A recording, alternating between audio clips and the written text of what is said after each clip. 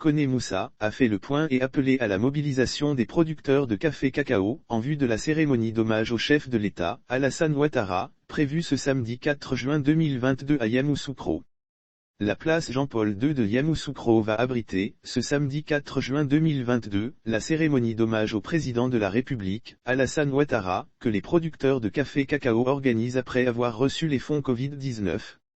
À quelques heures de cet événement, le président du comité d'organisation, PCO, Kone Moussa, a organisé, ce jeudi 2 juin 2022, un point presse, à l'hôtel président de Yamoussoukro. Nous sommes prêts à accueillir plus de 30 000 productrices et producteurs de café-cacao à Yamoussoukro ce samedi 4 juin 2022, il a profité de l'occasion pour donner les derniers détails. Nous sommes prêts à accueillir plus de 30 000 productrices et producteurs de café-cacao à Yamoussoukro ce samedi 4 juin 2022. Nous attendons tout le monde, même ceux qui n'ont pas reçu une invitation formelle. Ce grand rassemblement est important pour nous parce que nous voulons célébrer le président de la République, son Excellence Monsieur Alassane Ouattara pour tout ce qu'il fait pour le monde agricole. La mobilisation doit être exceptionnelle, a-t-il rappelé. Poursuivant, Kone Moussa, par ailleurs président du syndicat national agricole pour le progrès en Côte d'Ivoire, SYNAPESI, a donné d'autres précisions sur les raisons de ce grand rassemblement en perspective.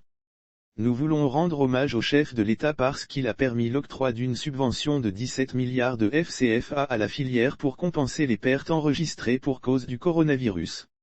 Le président Ouattara a aussi fait maintenir le prix du kilogramme de cacao à 825 FCFA malgré la crise et la baisse constante des prix sur le marché mondial.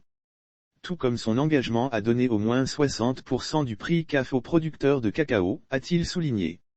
Le PCO a ajouté que le président Alassane Ouattara a pesé de tout son poids pour le rapprochement entre la Côte d'Ivoire et le Ghana pour conduire la mise en œuvre de la politique du prix plancher de vente du cacao.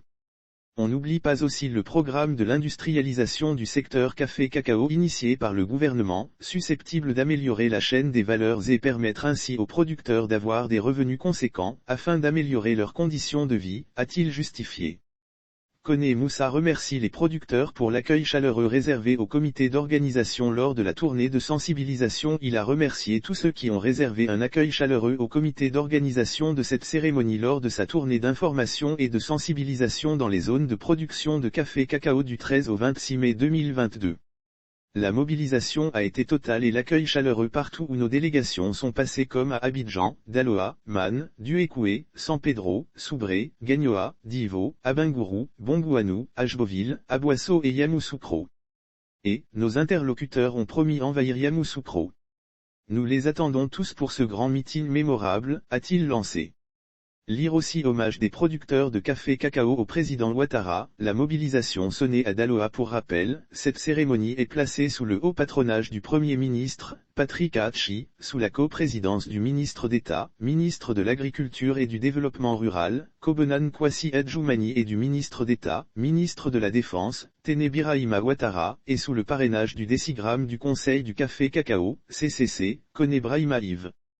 Sauf autorisation de la rédaction ou partenariat préétabli, la reprise des articles de l'infodrome.com, même partielle, est strictement interdite. Tout contrevenant s'expose à des poursuites.